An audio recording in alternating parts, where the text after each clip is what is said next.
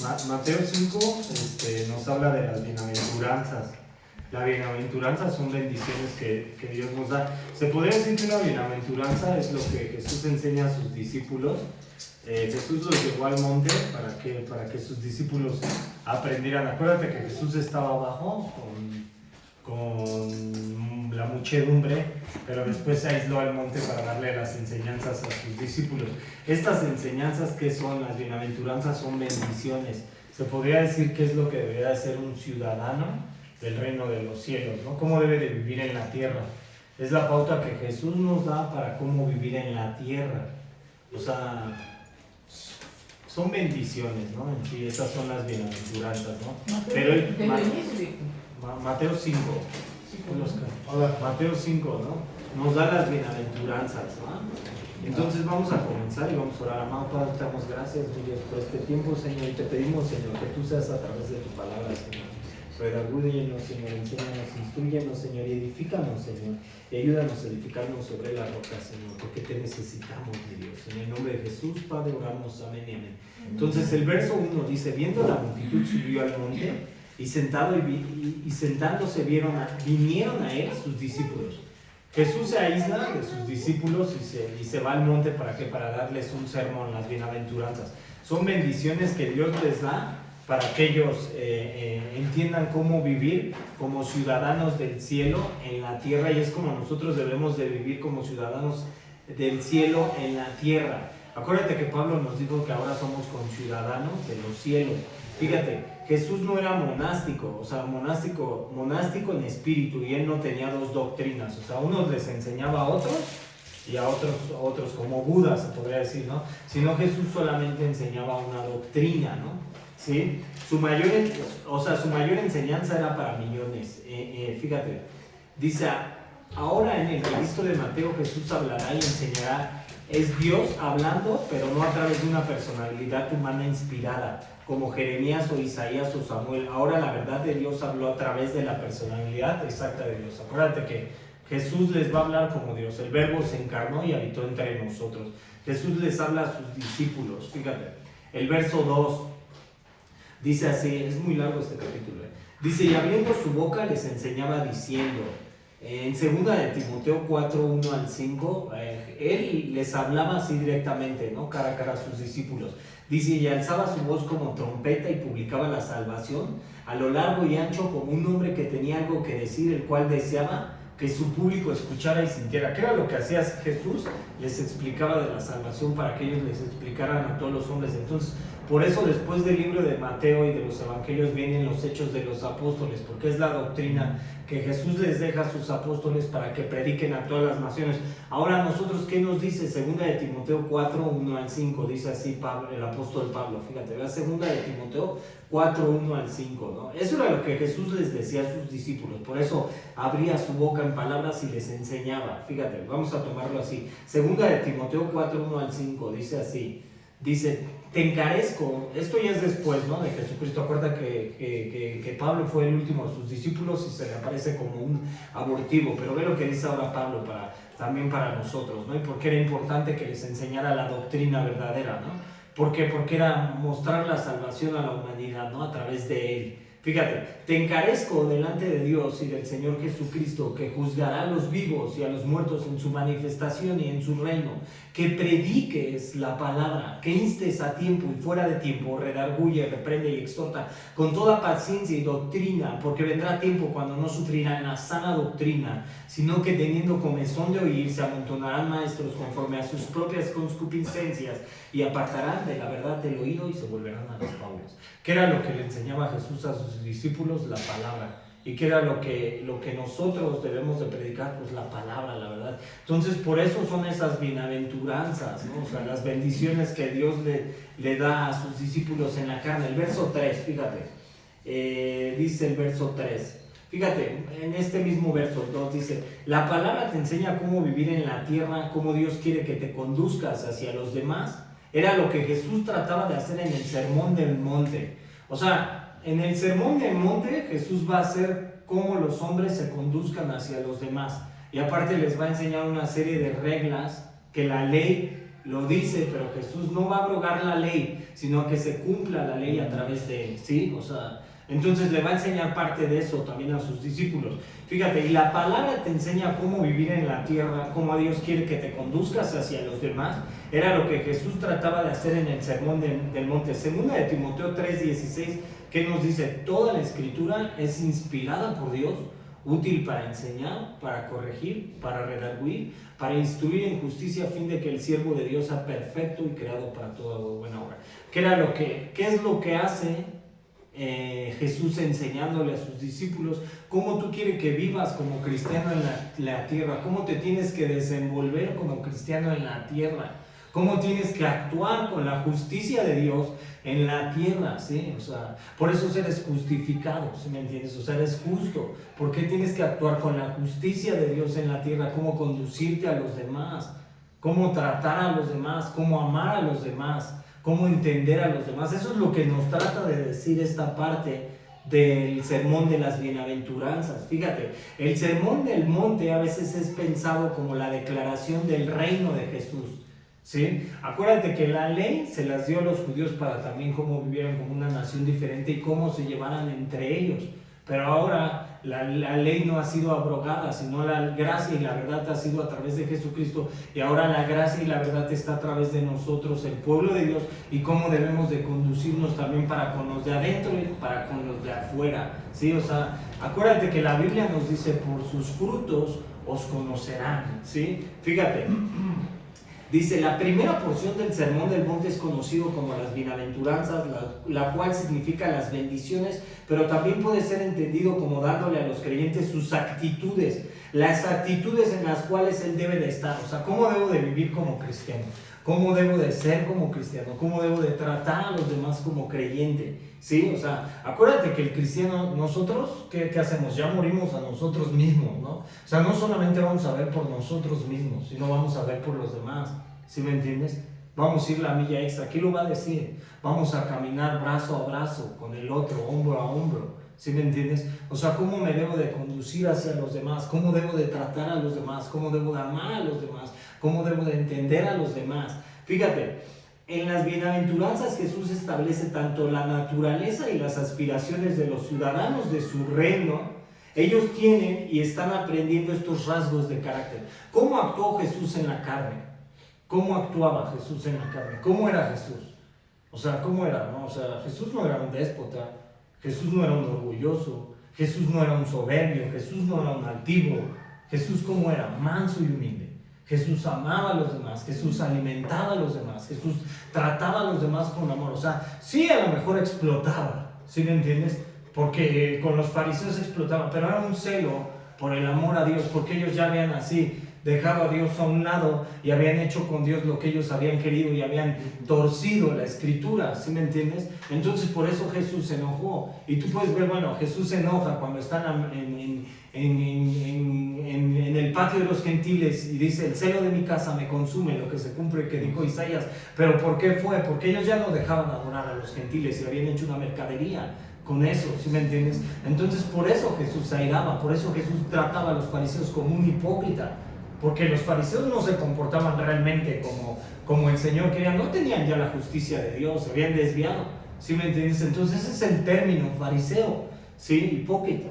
Fíjate, entonces dice, si tú conoces a alguien que dice ser cristiano, pero no demuestra ni desea ninguno de estos rasgos, con justa razón puedes dudar de su salvación, porque no tiene el carácter de los ciudadanos del reino. Pero si ellos afirman haber dominado estos atributos, puedes cuestionar su honestidad. O sea, ¿qué es lo que nos dice Jesús? Por sus frutos os conocerán. Si nosotros de repente como cristianos nos comportamos de una manera, ¿sí me entiendes? ¿Qué va a pasar? ¿Realmente estamos dando testimonio de Dios o realmente no estamos dando testimonio de Dios? ¿Cómo se debería de comportar un cristiano en la tierra?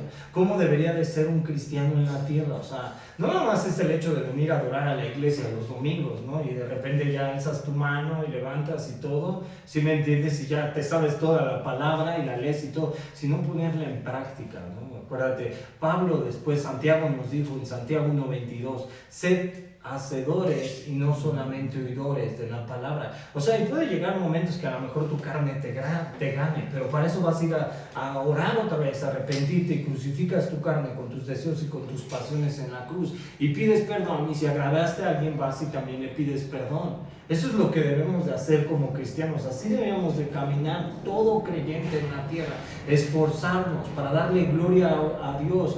Después Pedro nos dijo que los de afuera debemos de honrar a las autoridades. Pedro nos dice, y a los que están en eminencia y en gobierno, para que los de afuera no murmuren de nosotros como de malhechores. ¿Sí me entiendes? Porque nosotros como cristianos también estamos en ojo de todos. ¿Sí me entiendes? Pero estamos en ojo de quién. O sea, no importa que nos vean los demás. O sea, no importa. ¿Quién te ve todo el tiempo? Dios. Acuérdate que Dios es omnipresente y ve todo. ¿Sí me entiendes? O sea, ve todo lo que hacemos, cómo actuamos. O sea, a veces le tenemos más miedo que de repente nos vean de enfrente a un temor a Dios. Acuérdate que el temor a Dios es puro, es limpio, que guarda sus mandamientos. Ese es el verdadero temor a Dios, es puro, es limpio. Ese es el que dijo el salmista, ¿no? El temor a Jehová es puro, es limpio, que guarda sus mandamientos. Si nosotros amamos a Dios, ¿qué debemos de hacer? Comportarnos como realmente como creyentes. Fíjate ahora, al verso 3, vamos al verso 3 porque es largo este capítulo.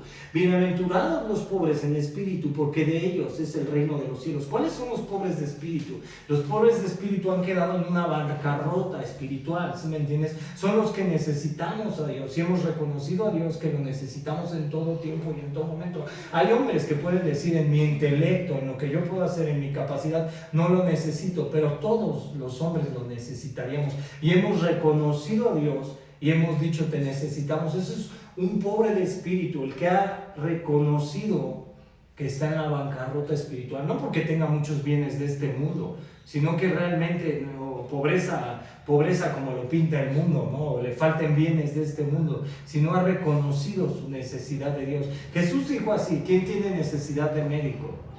Los enfermos. He venido a llamar a quién, a pecadores y no a justos.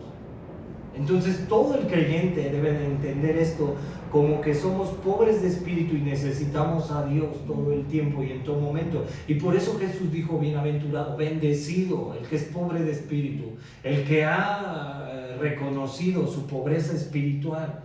Y la debemos de reconocer, porque sin Cristo no vamos a hacer nada. La Biblia nos dice, yo soy la vid, vosotros los pámpanos, apartados de mí, nada podrán hacer, nada.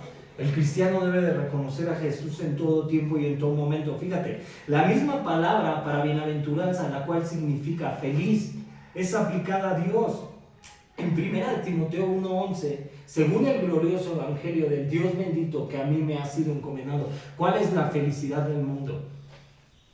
La pasajera, ¿no? La que dura cierto tiempo, ¿no? O sea, esa es la felicidad del mundo. Pero ¿cuál debería de ser la felicidad de cada creyente? O sea, amar a Dios, ¿no? Y que Dios te dé esa paz y que Dios te dé ese entendimiento. Acuérdate que los entendidos somos los entendidos. Y que el Señor nos guíe a través de su palabra y que nos instruya y que nos corrija. Y como dijo Pablo, y apaleo mi cuerpo a servidumbre a Cristo. O sea, lo apaleo, ¿no? Y lo pongo a servicio a Cristo. Sé que soy pecador, sé que sí lo embargo, sé que sí esto, sé que sí aquello, pero me esfuerzo para ti, Señor. Fíjate, dice, en el día del juicio, esto es lo que va a ser, ¿no? Acuérdate, por eso somos bienaventurados. Dice que Él separará las ovejas de los cabritos en Mateo 25, 31 al 46. Fíjate, vamos a Mateo 25. Por eso es importante que reconozcamos nuestra pobreza espiritual. Fíjate, Mateo 25, 31 al 46, y dice así. Mateo 25, 31 al 46 dice esto. Dice, cuando el Hijo del Hombre venga en su gloria y todos los ángeles con él, entonces se sentará en su trono de gloria y serán reunidos delante de él todas las naciones y apartarán los unos de los otros como aparta el pastor las ovejas de los cabritos, y pondrá las ovejas a su derecha y los cabritos a su izquierda. Entonces el rey dirá a los de su derecha, venid, benditos de mi Padre, y heredad el reino preparado para vosotros desde la fundación del mundo. Porque tuve hambre y me diste de comer, tuve sed y me diste de beber, fui forastero y me recogiste, estuve desnudo y me cubriste, enfermo y me visitaste, en la cárcel viniste a mí. Entonces los justos le responderán diciendo, Señor, ¿cuándo te vimos hambriento y te sustentamos, o sediento y te dimos de beber? ¿Y cuándo te vimos forastero y te recogimos, o desnudo y te cubrimos? ¿O cuándo te vimos enfermo en la cárcel y vinimos a ti? Y respondiendo el rey les dirá: de cierto os digo que cuando lo hiciste a uno de estos mis hermanos más pequeños, a mí lo hiciste. Entonces dirán también a los de la izquierda: apartaos de mí, malditos, al fuego eterno preparado para el diablo y sus ángeles. Entonces, la pobreza espiritual que marca que ya fuimos escogidos y que vamos a ser librados también de la ira. ¿Sí me entiendes? Eso es lo que marca, que hemos reconocido nuestra bancarrota espiritual. ¿Sí me entiendes? Y que en el día del juicio el Señor ya nos justificó. ¿Sí me entiendes? Y que cómo debes de comportarte, ahí también te lo está diciendo. Porque tuve hambre y me diste de comer, tuve sed y me diste de beber, fui forastero y me recogiste, estuve en el hospital y me fuiste a ver. ¿Cómo se debe de mostrar un creyente? ¿Sí me entiendes? Después Jesús va a decir que si tu hermano te peca en una mejilla, ponle la otra. Y si te pide una milla, ve dos. O sea, aquí lo va a reconocer Jesús en esta parte de Mateo 5. Fíjate, sigamos esta parte. Ahora, dice el verso 4. La reacción divina a la pobreza del espíritu, llorar. Bienaventurados los que lloran, porque ellos recibirán consolación.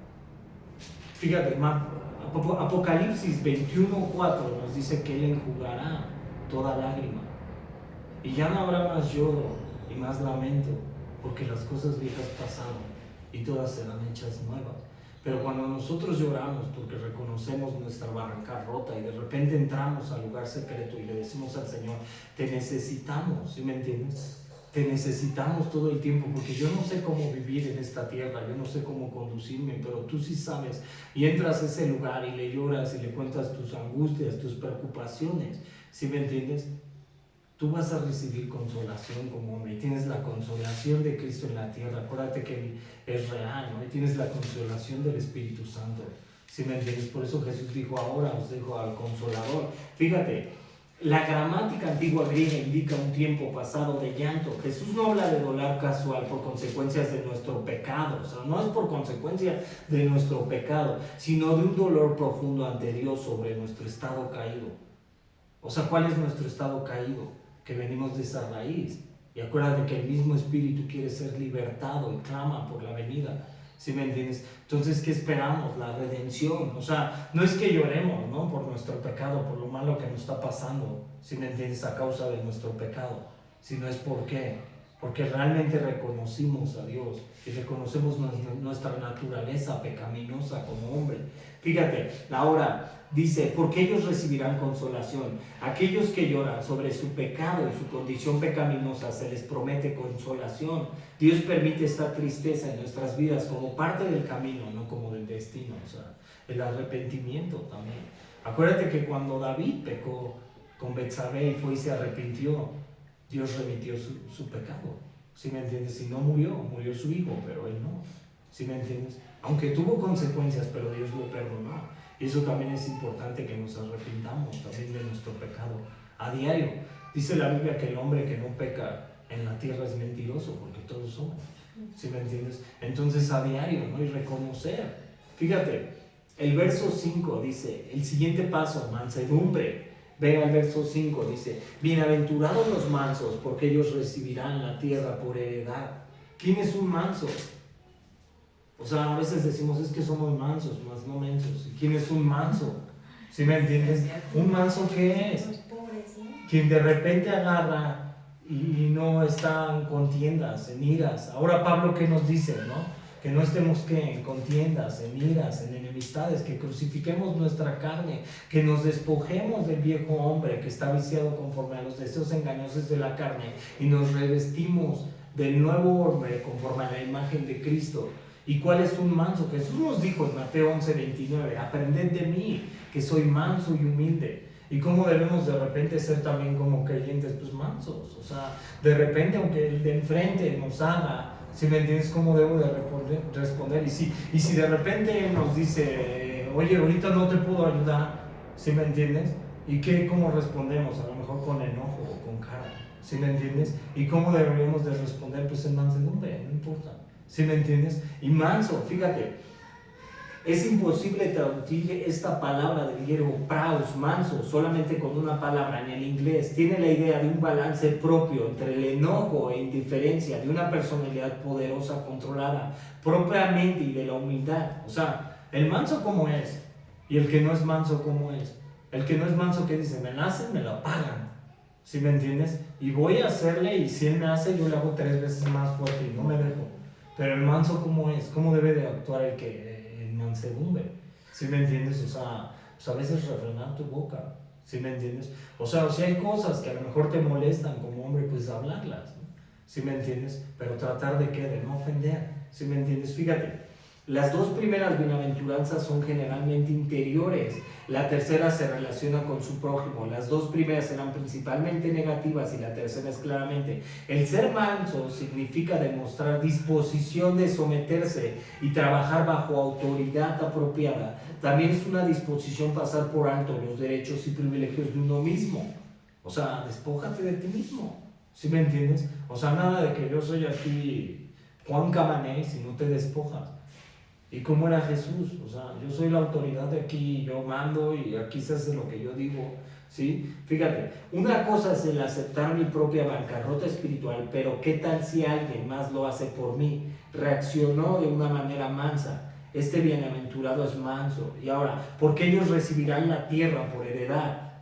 Solo podemos ser mansos, dispuestos a controlar nuestros deseos por nuestros derechos y privilegios, porque estamos confiados en que Dios nos cuide, nos protegerá. La promesa recibirán la tierra por heredad prueba que Dios no permite que sus mansos, que terminen en el extremo corto del acuerdo. O sea, el manso, o sea, ¿cómo se debe de comportar un creyente? Como manso. ¿Y qué va a recibir? La tierra por heredad. ¿Quién va a gobernar la tierra? Nosotros, como creyentes, junto con Cristo. ¿Sí me entiendes? Y es una promesa. O sea, entonces cuando ya de repente te vayas a calentar, mejor refrena tu boca y vete, o habla bien. Y también muestra humildad, y si ya te enojaste, y si ya te airaste, ve y pide disculpas, perdóname. ¿Sí me entiendes? O sea, lo puedes hacer. O sea, porque te puedes equivocar, te puede ganar la carne, y de repente vas a contender, y te vas a irar, y vas a pelear, y le vas a decir, y él te va a decir y todo, pero después ¿cómo puedes acabar? Con una reconciliación, perdóname. Y para la otra, ya mejor refrenas tu boca. ¿Sí me entiendes? O sea, la Biblia dice que si quieres ver días largos y felices en la tierra, refrene su boca de hablar todo mal. ¿Qué debemos de hacer? Refrenar nuestra boca, a veces someter nuestra carne. Sí, o sea, esa es también parte de la mansedumbre, que nos refrenemos, que digamos, ¿sabes qué? Hoy voy a ganar la batalla y no voy a causar un problema y voy a ser manso. Y aunque el otro me haya hecho y me haya dicho y me haya deshecho, voy a agarrar y voy a ganar la batalla. ¿Sí me entiendes? Esa es parte también de la mansedumbre. ¿Sí me entiendes? Que digamos, ¿sabes qué? Hoy no voy a contender, hoy no voy a pelear. ¿Sí me entiendes? Hoy voy a refrenar mi boca. Hoy te veo en amor y voy a orar mejor contigo. ¿Sí me entiendes? O sea, así es, así Jesús nos hubiera dicho. Jesús no nos hubiera dicho, oye, ve y contiende, ¿no? O sea, ve a Pedro. Pedro sacó la espada. ¿Y qué dijo Pedro? A ver, ahora sí te voy a cortar la oreja. ¿Y qué le dijo Jesús? No, porque espada muere, a hierro mata, a hierro muere. Y después, ¿qué hizo Pedro? Tuvo que pasar un proceso para después que el Espíritu Santo lo utilizara. Porque a veces así somos, como Pedro, ¿no? Iracundos. Y de repente explotamos. Y queremos enojarnos y contender y pelear con todos y tener la razón. Y yo aquí mando, y yo esto, y yo aquello, y no. ¿Sí me entiendes? Tú estabas muerto en tus delitos y pecados. Mas Dios te justificó y te redimió, y debes de pensar eso. ¿Sí me entiendes? O sea, antes de exaltarte, antes de airarte, vete a orar. Antes de exaltarte, antes de airarte, mejor date la media vuelta. Al pecado, húyele. ¿Sí me entiendes? Al pecado, húyele. Y a lo mejor sí va a llegar un momento, ¿no? Donde tu carne, y no aguanté, y vas y pides perdón. ¿Sí me entiendes? Eso es lo que tenemos que hacer. Fíjate, el verso 6 dice, el deseo de aquel que tiene pobreza de espíritu, llanto por pecado, y mansedumbre y justicia. Dice, bienaventurados los que tienen, el verso 6, ¿verdad? Dice, bienaventurados los que tienen hambre y sed de justicia, porque ellos serán saciados. ¿Cuál es la justicia de Dios? Que seamos justos. ante las personas, que seamos justos ante Dios. Esa es la justicia de Dios, que practiquemos la justicia. En el velorio, el día miércoles que fuimos al velorio de un familiar, habló un señor de la justicia y decía que el que estaba muerto, que era mi tío era un magistrado, un juez, y que siempre fue justo y hacía la justicia. ¿Sí me entiendes? ¿Y cómo debemos de ser? O sea, que en las leyes legislaba bien, no conforme a él quería, no conforme a su bolsillo, sino realmente legislaba bien. Y habló otra persona diciendo eso, yo ni siquiera lo digo, ¿no? Yo sabía que mi tío era juez, pero esa es la justicia de Dios, que hagamos lo justo, lo correcto. ¿Sí me entiendes? Que nos esforcemos, pues sí te va a costar, ¿sí me entiendes? Porque a veces estamos bien arraigados en la carne. ¿Y qué decimos a veces? De que lloren en mi casa, que lloren en la suya, pues que lloren en la suya. ¿Sí me entiendes? Porque así pensamos carnalmente, ¿no? Pero ¿qué tenemos que decir? ¿Cuál es la justicia de Dios? Hacer lo correcto. Quien sabe hacer lo bueno y no lo hace, ¿qué es? Pecado. ¿Sí me entiendes? O sea, la Biblia dice eso. Quien sabe hacer lo bueno y no lo hace, ¿qué le es pecado? Si está en tus manos hacer la justicia y la justicia de Dios, hazlo. ¿Sí me entiendes? Dios te ve. ¿Sí me entiendes?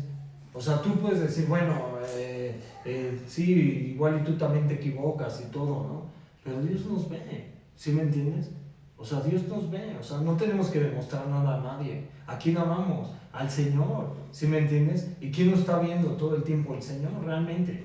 Fíjate, dice, el deseo de aquel que tiene pobreza de espíritu, llanto por el pecado y mansedumbre. Bienaventurados los que tienen hambre. Esto describe un hambre profunda que no puede ser satisfecha como un bocadillo.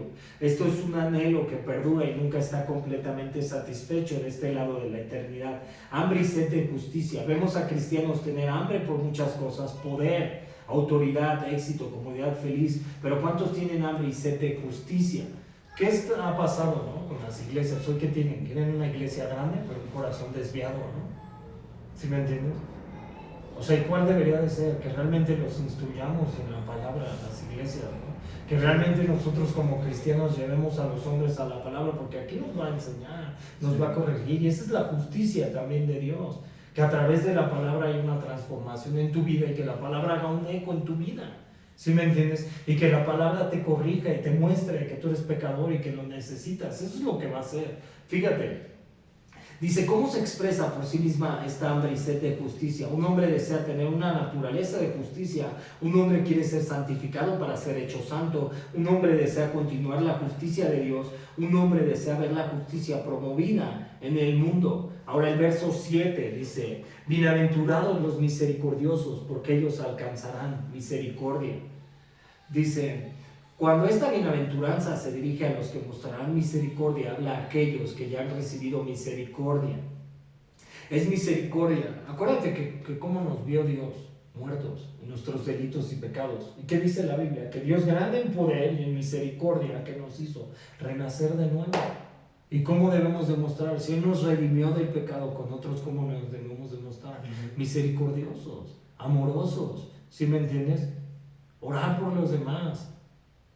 O sea, fíjate, dice, es misericordioso el ser vaciado de tu orgullo y ser traído a tu pobreza de espíritu. Es misericordioso el ser traído al llanto de tu condición espiritual. Es misericordioso el recibir gracia y mansedumbre, el convertirte en dócil. Es misericordioso el tener hambre y sed de justicia. Por lo tanto, este es de quien se espera que muestre misericordia. Es alguien quien ya la ha recibido. ¿Cómo debemos de ser con los demás? Misericordiosos. ¿Qué tuvo el Señor con nosotros? Misericordia. Y nos perdonó. ¿Nosotros qué nos merecíamos como hombres? El infierno, la muerte. ¿Qué se merece todo hombre? ¿Sí me entiendes? Sin Cristo, la muerte. Yo antes de llegar al Señor, yo decía el suicidio, ¿no? O sea, yo me quería suicidar, ¿no? Y decía, ya, no quiero vivir más. Y mira, ahora estoy aquí predicando la palabra, ¿sí me entiendes?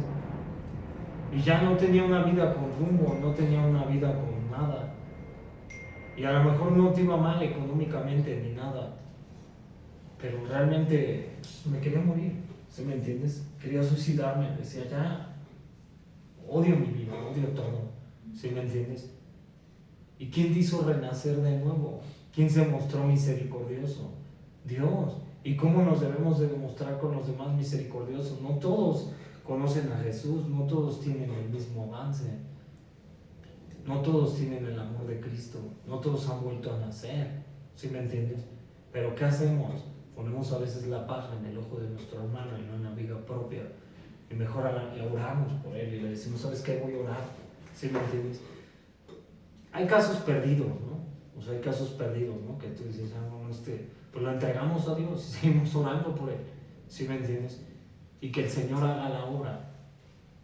Pero eso es, ¿no? Mostrarse misericordioso por los demás, amarlos, ¿sí me entiendes? Entenderlos, comprenderlos. O sea, todos los versos anteriores los está diciendo aquí en el apunte, ¿no? O sea, así es el misericordioso. Fíjate, ahora, fíjate, ve cómo es el misericordioso. El misericordioso siempre lo demostrará a aquellos que son más débiles y pobres. O sea, el misericordioso no va a decir yo tengo más fuerza, más poder y va a oprimir, ¿sí me entiendes? Sino que va a decir, va a ver a los más débiles y a los más pobres, ¿sí me entiendes? Y va a tener compasión de ellos. Jesús tuvo, ¿no? Jesús, ¿qué dijo? Viendo a las multitudes cansadas y abatidas, tuvo compasión de ellas, como ovejas que no tienen pastor. Y así es como nos debemos demostrar misericordioso. Y si estamos viendo a alguien caído, pues ¿cómo nos mostramos? Fíjate. El misericordioso siempre buscará por aquellos que lloran y están de luto. El misericordioso siempre perdonará a los demás y siempre buscará restaurar relaciones. Nada de que ya, ahí nos vemos. Si me entiendes, ya no te voy a hablar nunca más en la vida. Si me entiendes, ya te odio, me caes gordo, ¿no? O sea, vas a tratar, ¿no? Dices, bueno, ya está mal, no está en Cristo, pero lo voy a amar y lo voy a entender. ¿Sí me entiendes? O sea, restaurar relaciones. Fíjate, el misericordioso será misericordioso, el carácter de otras personas y escogerá pensar en lo mejor de ellos siempre que sea posible. O sea, tiene empatía. ¿Cuál es la empatía? No va a pensar igual que tú toda la gente, ¿no? Para cambiar a todas las personas es difícil.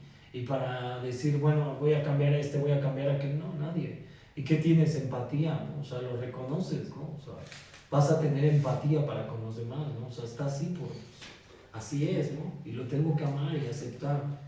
Fíjate, el misericordioso nunca esperará demasiado de otros. O sea, eso es lo que hace el misericordioso. A veces esperamos mucho de las demás personas y no son como nosotros queremos, ¿no? ¿Y qué decimos? Nos frustramos, nos enojamos, ¿sí me entiendes? Pero ¿en quién tienes que esperar? En Dios. Fíjate, el misericordioso será compasivo con aquellos que son externamente pecadores. No va a poner el ojo en la paja de mi hermano, sino en la viga propia, ¿no? O sea, tú vas a ver tu orgullo, vas a ver tu soberbia, tu altivez, tu presunción, tu vanidad, tu ira. ¿Sí me entiendes? No vas a juzgar a los demás y vas a decir, pues ¿sí me entiendes? Si no vas a ver por ti, vas a orar. Señor, quítame esto, quítame la ira, quítame la contienda, dame humildad, ayúdame a amar a los demás. No son mis enemigos, yo los amo. Ayúdame a orar por todos. Fíjate, el misericordioso tendrá cuidado por las almas de todo hombre. ¿Y cuáles son las almas? ¿Cuántos se van a ir al infierno? ¿Cuántos se van a perder? Tan solo en nuestras casas, ¿no? ¿Sí me entiendes? Que no han recibido al Señor. Tal vez hay en algunas casas que todos están salvos, ¿no? Pero de repente hay que pensar, ¿no? En las almas que se están perdiendo, ¿no? ¿Y qué estamos haciendo? ¿Cómo empezamos, no? Segunda de Timoteo 4, 1 al 4, ¿qué dice, no? Que prediques, ¿no? ¿Qué dice, no? Que Dios juzgará a los vivos y a los muertos, ¿no? Te encarezco delante de Dios y de sus ángeles, que prediques, que instes fuera de tiempo.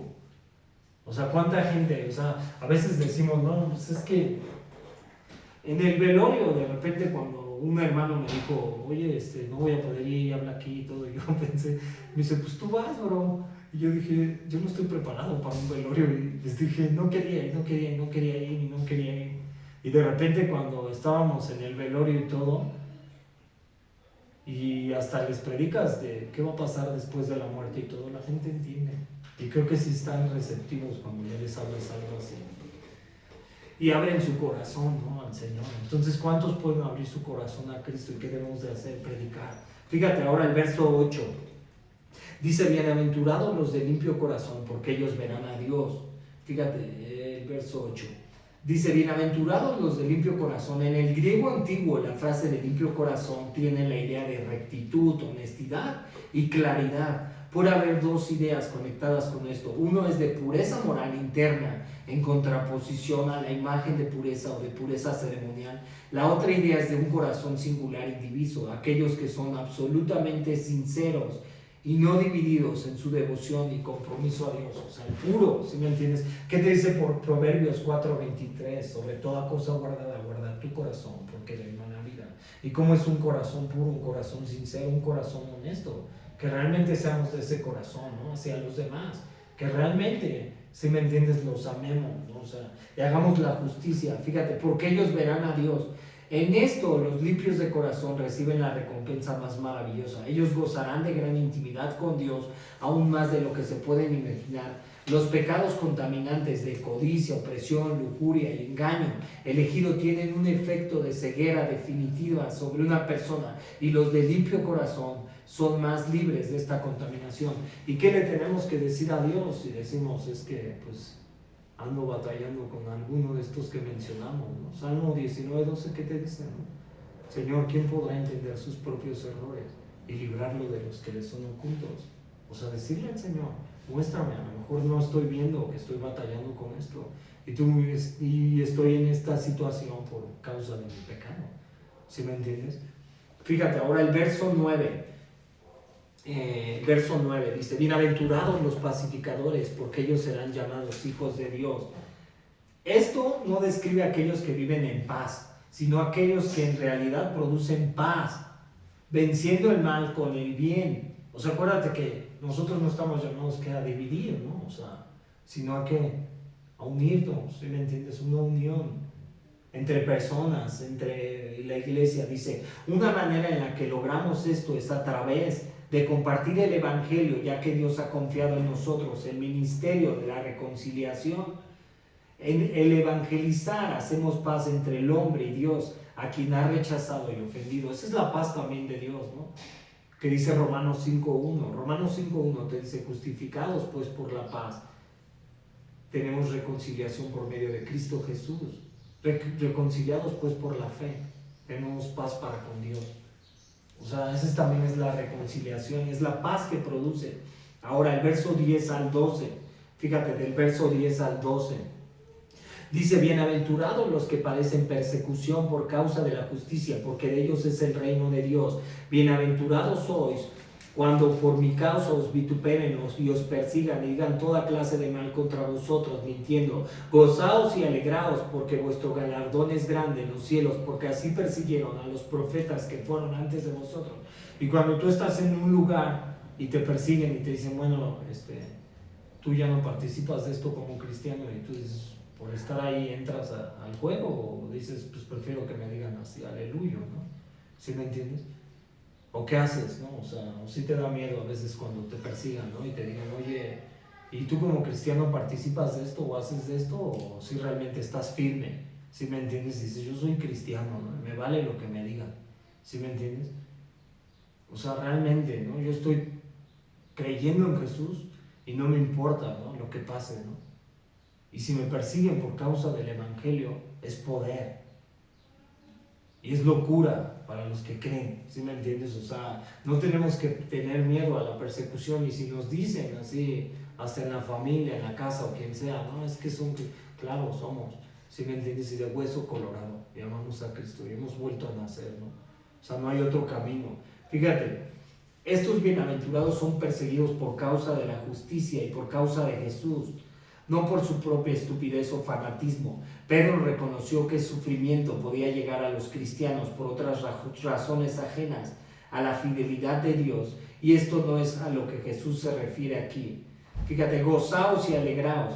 Literalmente podemos traducir esta frase al que el perseguido debe brincar de alegría. ¿Por qué? Porque el perseguido tendrá gran galardón en los cielos, y porque los perseguidos tienen buena compañía. Los profetas anteriores a ellos también fueron perseguidos, ¿no? Fíjate ahora el verso 13, dice el verso 13, vosotros sois la sal de la tierra, pero si la sal se desvaneciera, ¿con qué será salada? no sirve más para nada, sino para ser echada fuera y hollada por los hombres. Y acuérdate que vimos en la ley en Levítico que era lo que hacía la sal, ¿no? Mantenía la carne. Y tú como cristiano, ¿cómo debemos de ser la sal? ¿Qué es la diferencia? Es el aderezo, ¿sí me entiendes? Como creyente, ¿cómo debes de ser diferente? ¿Sí me entiendes? Esa es la sal, fíjate. Dice, los discípulos son como la sal porque ellos son preciosos. En los tiempos de Jesús la sal era mercancía valiosa. Soldados romanos a veces eran pagados con sal, dando lugar a sus frases. Y dice, discípulos, si son verdaderos a su llamado, hagan de la tierra un lugar más puro y sabroso. O sea, como creyente, ¿cómo me debo de comportar? Diferente a los demás, ser sal. Y ahorita va a decir que también debemos de ser luz. Fíjate, el verso 14 al 16. Vosotros sois la luz del mundo. Una ciudad asentada sobre un monte no se puede esconder, ni se enciende una luz y se pone debajo de un almud, sino que sobre el candelero, y alumbra a todos los que están en casa. Así alumbrará vuestra luz delante de los hombres, para que vean vuestras buenas obras y glorifiquen a vuestro Padre que está en los cielos. Jesús les da al cristiano un gran cumplido y una gran responsabilidad cuando dice que nosotros somos la luz del mundo, porque el que tomó este título para sí mismo, Él tomó este título para sí mismo mientras caminó en este mundo. Jesús que dijo, yo soy la luz, quien esté en mí no estará en ¿qué? En tinieblas. Y debe de haber, ¿cómo nos llamó Dios? ¿Qué te dice Efesios 2? Pero Dios grande en misericordia y en amor nos llamó, porque antes ¿cómo estábamos? Conforme al príncipe de la potestad del aire que opera a los hijos de la desobediencia. ¿Y cómo estábamos? En tinieblas. ¿Y por qué el hombre no va a la luz? Porque ama más las tinieblas. Fíjate, Primera de Pedro, capítulo 2, verso 9, nos dice esto. Primera de Pedro 2, 9. Dice así, Primera de Pedro 2, 9. Dice, mas vosotros sois linaje escogido, real sacerdocio, nación santa, pueblo adquirido por Dios, para que anunciéis las virtudes de aquel que os llamó de las tinieblas a la luz admirable. Ya no hay ninguna comunión entre la luz y las tinieblas. Acuérdate que Pablo así nos dice, no os unáis en yugo desigual, porque ¿qué comunión hay entre la luz y las tinieblas? Ya no debe de haber ninguna comunión. Ya no debe de participar el creyente en las tinieblas. Acuérdate que es infructuoso hablar todavía de lo que se hace en lo oculto. ¿Sí me entiendes?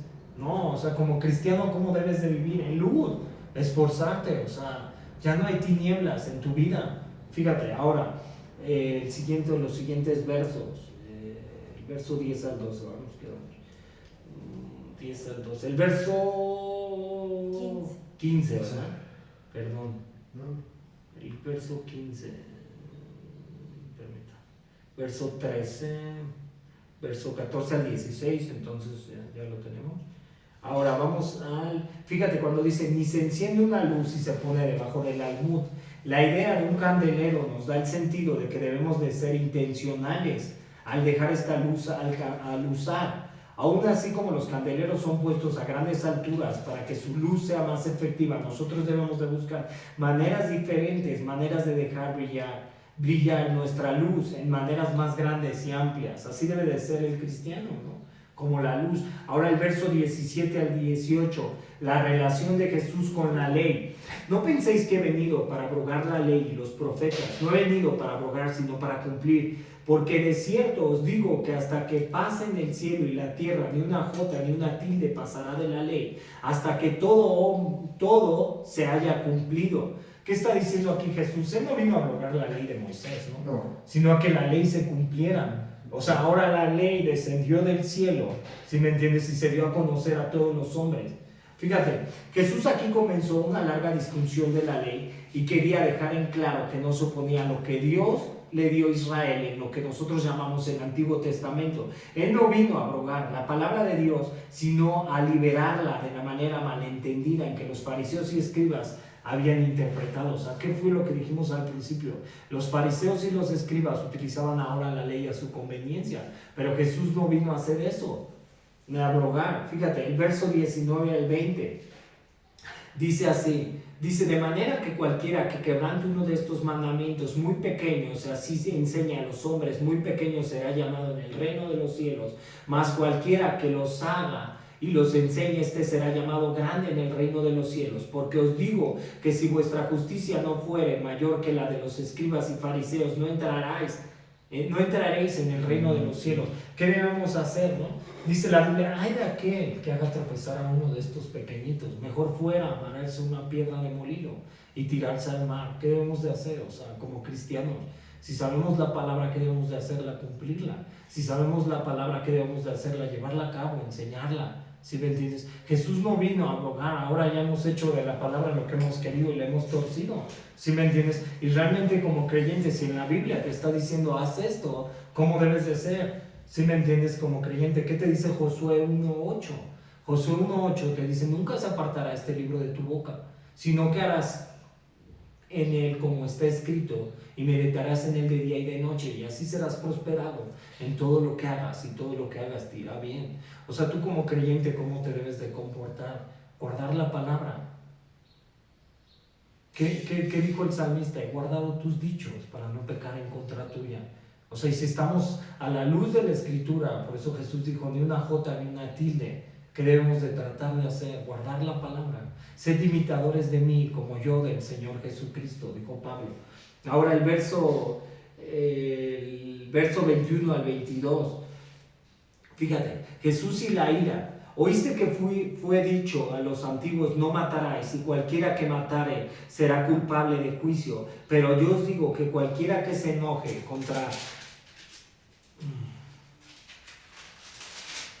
su hermano será culpable de juicio, y cualquiera que diga necio a su hermano será culpable ante el concilio, y cualquiera que le diga fatuo quedará expuesto al infierno de fuego. O sea, aquí que está diciendo Jesús, ¿no? O sea, Jesús está interpretando la ley, y la ley que decía, ¿no? Cualquiera que matara, que debía ser apedreado, ¿no? O sea, asesinado, ¿no?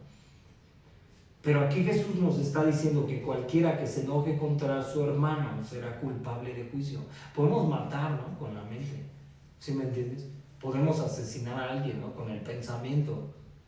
Con una palabra. O con una palabra, ¿sí me entiendes? Fíjate, la enseñanza de los escribas y fariseos, no matarás, era lo suficientemente cierta. Sin embargo, también enseñaba que cualquier cosa corta o de matar podría ser permitida. Jesús corrige esto y deja en claro que no solamente aquellos que cometen el acto de matar están en peligro del juicio, aquellos que tienen una intención de asesinar dentro del corazón también son culpables del juicio.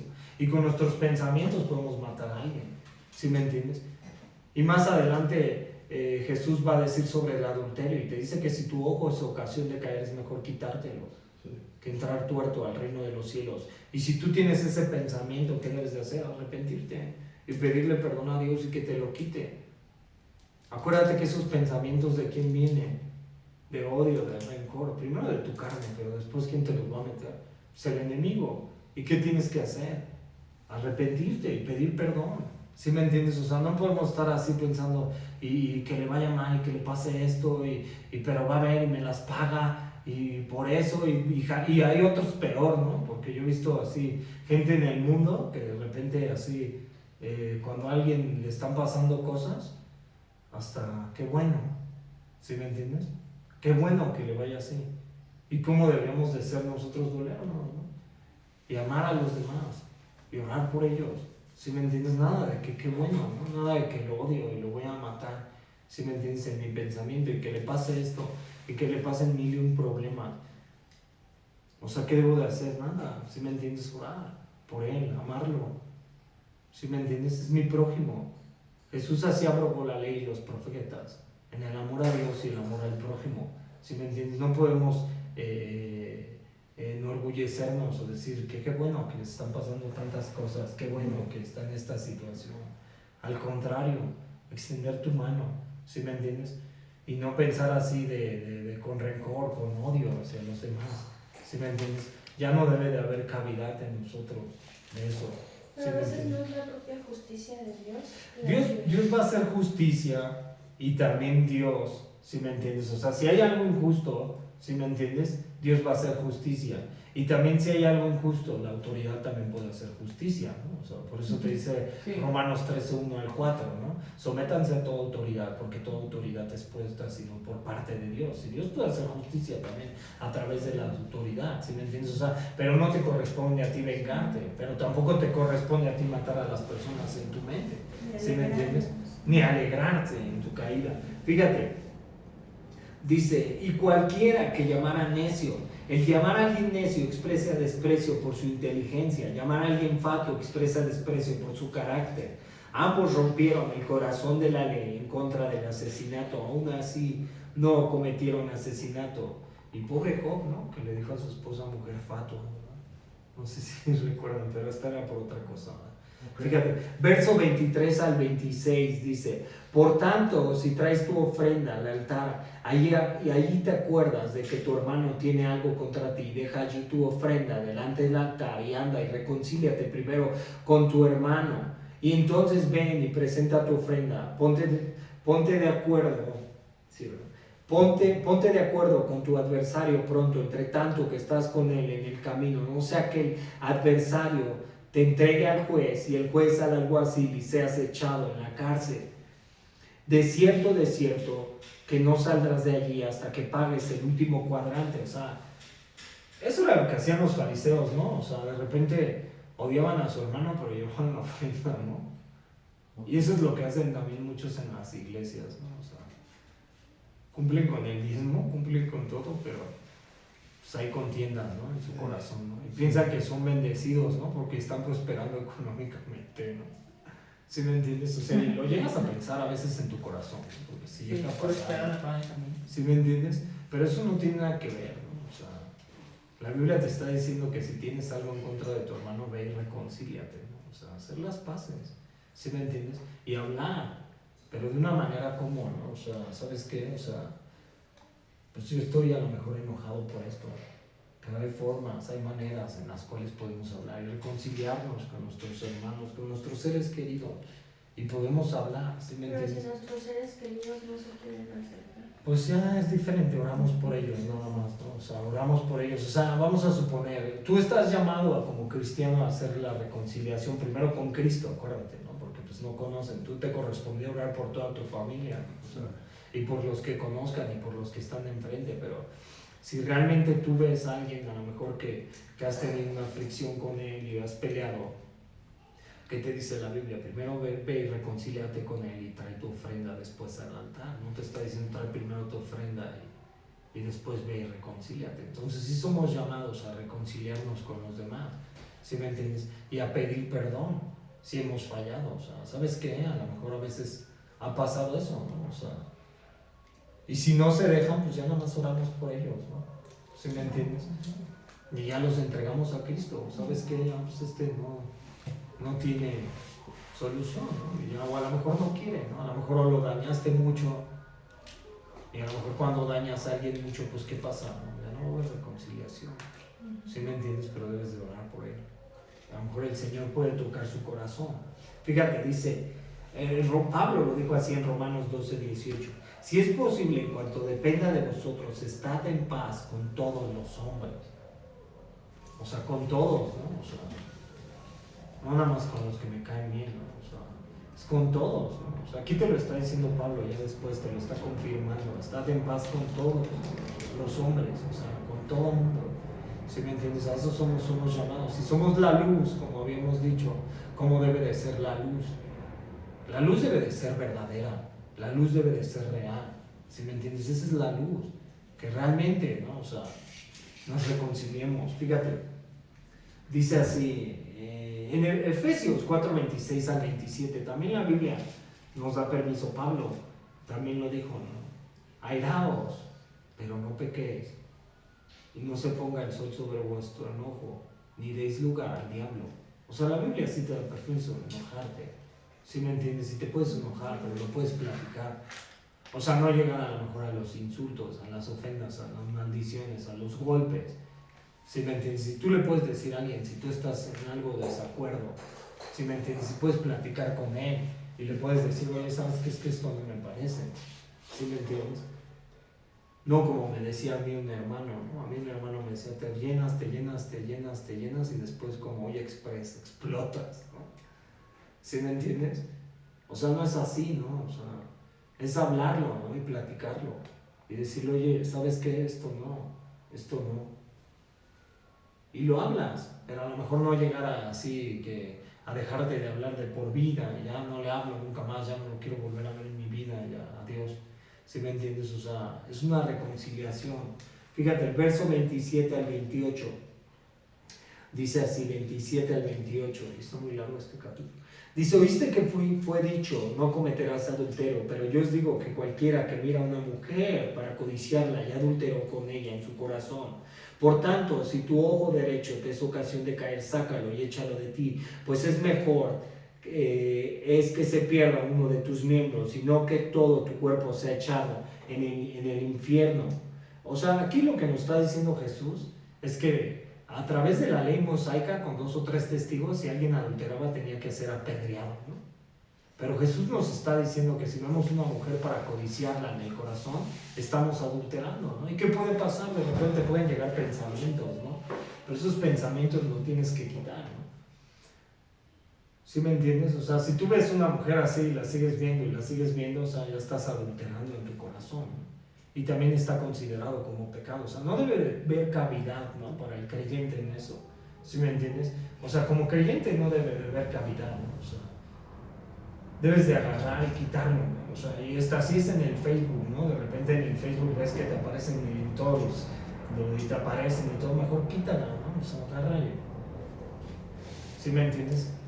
No des pie tampoco al diablo. Fíjate, bueno, como hombre lo hablo, yo creo que los hombres batallamos más con eso, ¿no? O bueno, dice, Jesús explica que es posible cometer adulterio o asesinato en nuestro corazón o mente, y esto también es pecado y prohibido por el mandato en contra del adulterio. ¿Y qué fue lo que le pasó a David? David, acuérdate que salió y abrió su ventana y vio allá por allá una mujer bañándose, y en su corazón, ¿qué hizo? ¿No? La atesoró y fue y adulteró. Y después tuvo que hacer cosas deplorables, ¿no? Y, o sea, y ya también, o sea, no te está diciendo no te está diciendo ya si adulteras, o sea, no lo digo aquí, no, pero dice, no te está diciendo que si adulteras tú en tu corazón, ya ve y hace el acto de adulterio, ¿no? Tampoco te está diciendo eso, ¿no? ¿Sí me entiendes? Porque eso fue lo que hizo David, ¿no? O sea, David fue lo que hizo, ¿no? Vio a la mujer, codició con ella y fue, no, al contrario, ¿no? O sea, si estás teniendo esos pensamientos también, a veces como hombre, ¿qué tienes que hacer? Pues entregárselos a Dios y quitarlos. Eso viene de tu carne y del diablo, ¿sí me entiendes? Y más de tu carne, ¿no? Entonces, si estás batallando también o batallas con eso, ¿qué debes de hacer? O sea, quitarlo, ¿sí me entiendes? Y puede ser codicia en otras cosas, ¿no? No nada más estamos hablando del adulterio carnal entre esposo y esposa, también puede ser adulterio con otras cosas, adulterio en contra de Dios. Puedes desear más cosas de la carne, cosas vanas, ¿sí me entiendes? O puedes estar codiciando lo que de enfrente tiene, ¿no? ¿Y qué está pasando? También estás adulterando en tu corazón, estás codiciando en tu corazón.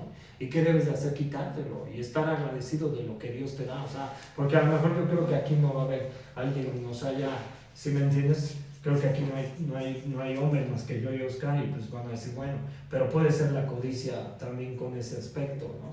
¿Sí me entiendes? O sea, que estás deseando lo que de enfrente, ¿sí me entiendes? ¿Y qué debes de hacer? Pues quitártelo y estar agradecido con lo que Dios te ha dado, ¿sí me entiendes? Y decir, gracias Señor, porque tengo esto, gracias Señor, no necesito más, tú me has bendecido con toda bendición espiritual.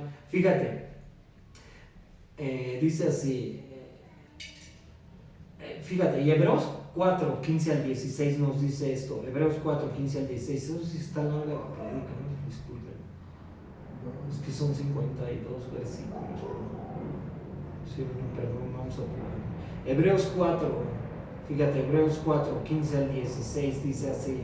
Porque no tenemos un sumo sacerdote que no puede compadecerse de nuestras debilidades, sino uno que fue tentado en todo según nuestra semejanza, pero sin pecado. Acerquémonos pues confiadamente al trono de la gracia para alcanzar misericordia y hallar gracia para el oportuno socorro. ¿Qué le pasó a Jesús? Fue al desierto, Mateo 4, ¿no? ¿Y qué le dijo el diablo? Lo tentó, ¿no? Y él no sabe. ¿Y qué le digo? Si te postras y me adoras, o sea, cuando llega una tentación en nuestro corazón, o sea, Jesús está hablando sobre el adulterio, pero también puede ser el adulterio espiritual, ¿no? O sea, y de repente te puedes ir en pos del mundo, ¿no? Y puedes amar más este mundo que a Cristo, ¿no? Y ya estás adulterando también tu corazón. ¿Sí me entienden? Pero realmente, ¿qué tienes que hacer, no? O sea, Él fue tentado en todo, ¿no? Y se compadece, porque se hizo carne y sabe de tu tentación, de tu debilidad. Pero ¿qué tienes que hacer como creyente también, ¿no? O sea, entregárselo. ¿Sabes qué, Señor? A lo mejor estoy batallando con esta área, ¿no? Estoy codiciando el de enfrente, ¿no? O se me antojaría esto, ¿no? Estoy en contentamiento. Por eso Pablo también habló de la piedad y el contentamiento, ¿no? En 1 Timoteo 6, ¿no? Porque nada has traído al mundo y nada te vas a llevar. Fíjate, ahora sigamos esta parte, el verso 30, ¿no? Verso 30, 29 al 30, bueno, ya leemos el 29 al 30. Y si tu mano derecha te es ocasión de caer, córtala y échala de ti, pues es mejor que se pierda uno de tus miembros, sino que todo tu cuerpo sea echado en el infierno. O sea, aquí no lo está hablando literal, ¿no? Que te cortes la mano, ¿no? Pero porque puedes pecar con otra mano, ¿no? O sea, tienes otra mano, otro pie y puedes pecar. Si no te está diciendo que si hay pecado en tu vida, despójate. ¿Y qué te dice Pablo en Colosenses? Despojaos del viejo hombre. Despójate. Fíjate. Aquí Jesús usa una figura retórica y no hablaba de manera literaria. Tristemente algunos lo han tomado de esa manera y se han mutilado en sus fuerzas equivocadas en búsqueda de santidad. Por ejemplo, el famoso cristiano primitivo llamado Orígenes se castró a sí mismo en el principio de este pasaje, ¿no? O sea, aquí puedes ver un error del hombre, ¿no? O sea, no te está diciendo así ya, o sea, si tu mano es ocasión de caer, córtatela, no te lo dice literal, ¿no? O sea, es que te arrepientas, ¿no? Realmente, ¿no? O sea, de corazón. O sea, lo leímos, ¿no? Los de corazón limpio. Eso también es parte del corazón limpio, que te arrepientas.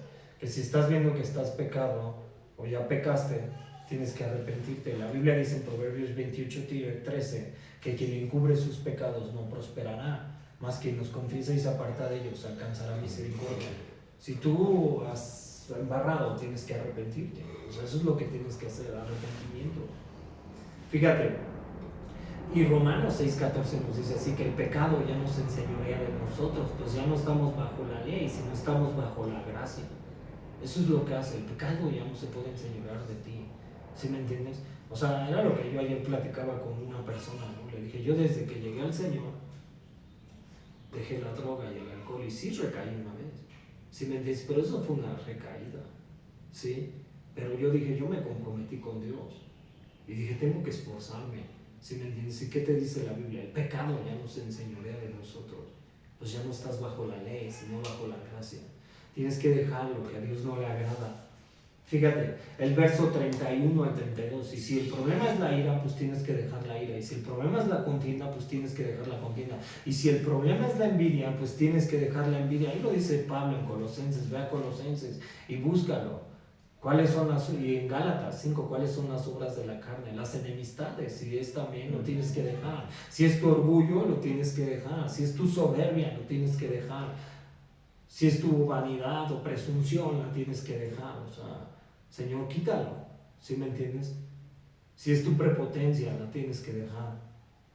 O sea, todo lo que Dios no le agrade, tienes que irlo diciendo. ¿Sabes qué, Señor? Quítamelo. O tu amargura de espíritu también puede ser, ¿no? Fíjate, el verso 31 al 32 dice así, verso 31 al 32.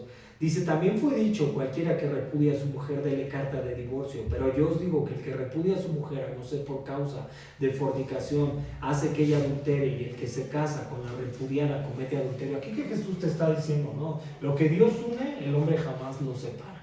¿Sí me entiendes? Si no es a causa de fornicación. Sí, fornicación, o sea, puede pasar eso, ¿no? En el adulterio, o sea, y puedes repudiar, pero también puede haber una restauración, ¿no? o sea, a través de Cristo, ¿no? Pero bueno, eso es otro tema.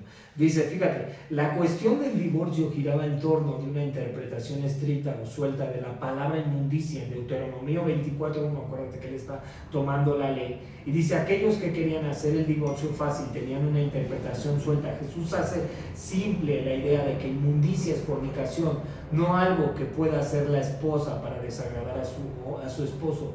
Pero ahora el autor de Hebreos, en Hebreos 13:4, nos dice que honroso sea el matrimonio sin lecho y sin mancilla, porque los fornicarios y los adúlteros no heredarán el reino de Dios. Así lo dice ahora el autor de los Hebreos.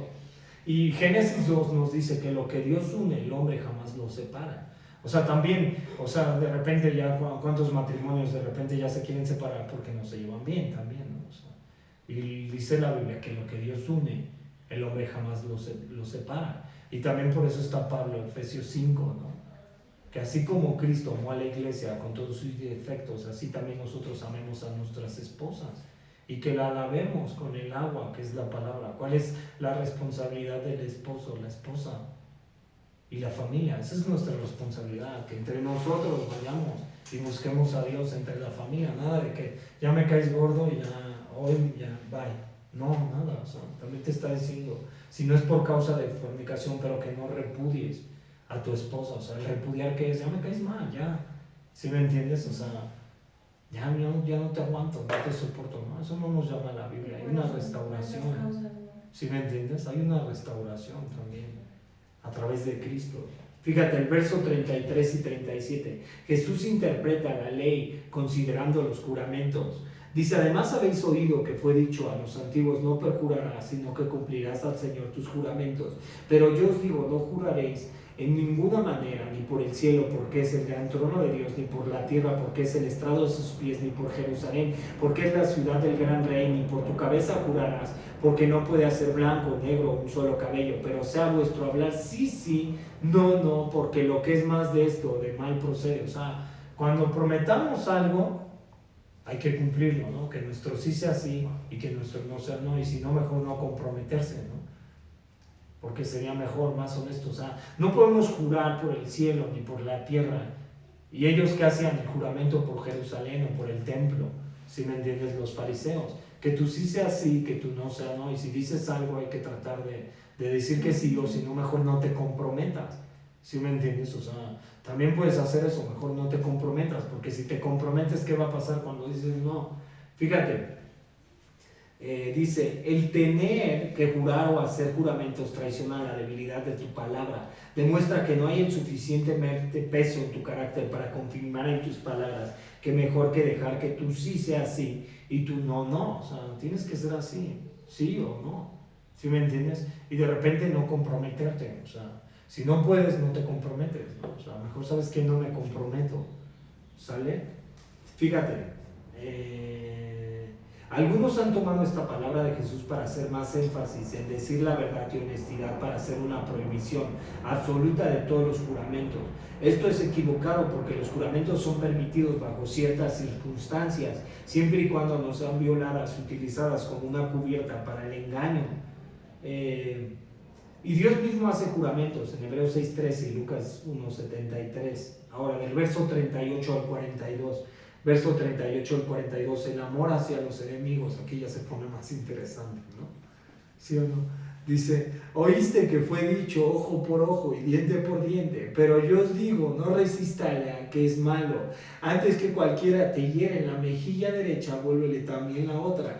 Y al que te quiere poner en pleito y quitarte la túnica, déjale también la capa. Y a cualquiera que te obligara a llevar carga por 1 milla, ve con él 2. Al que te pida, dale. Y al que quiera tomar de ti prestado, no te lo rehuses. ¿Ves cómo se pone más interesante? Porque, o sea, primero hablaba de los juramentos, pero ahora el amor hacia los enemigos, ¿no? O sea, y Jesús interpreta la ley de la retribución, ¿no? O sea, la ley del talón, ¿no? Está hablando, ¿no? Lo de ojo por ojo, diente por diente. O sea, los judíos hacían, pero nosotros, ¿qué Jesús te está diciendo? O sea, ama a tus enemigos, ama a los que te persiguen. Te lo voy a imprimir en grande. Ama, ¿sí me entiendes? O sea, nada de que este me cae gordo. No, y aparte él no es tu enemigo, ¿no? Realmente, ¿no? O sea, el enemigo primero está en el espejo, ¿sí me entiendes? El enemigo primero está en el espejo, ¿no? Porque realmente a veces ni él es tu enemigo, ¿no? A veces lo puede utilizar Satanás, ¿no? Sí. Para hacerte la vida de cuadritos. Pero a veces, si Dios permitió un aguijón en la carne para Pablo, para que fuera humilde, esta enfermedad puede permitir que una persona a veces, pues con tu carácter, ¿no? ¿Sí me entiendes? Porque quiere moldear algo de ti. Pero tienes que amarlo, o sea, realmente él no es tu enemigo, ¿no? El enemigo primero pues, es el espejo, ¿no? Pero pues también si el Satanás lo está utilizando, pues tú puedes orar por él y amarlo y bendecirlo.